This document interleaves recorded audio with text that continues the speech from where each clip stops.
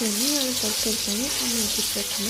आलू को golden brown colour हवा तरकारी भाजी आलू को हल्का ब्राउन कलर बाहर कर सारा तेल दे सारा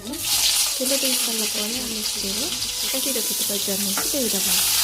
जन्नी किसी गोल्डन ब्राउन कलर हवा पर्यंत आलू को भाजी ना भाजी सारापर आम से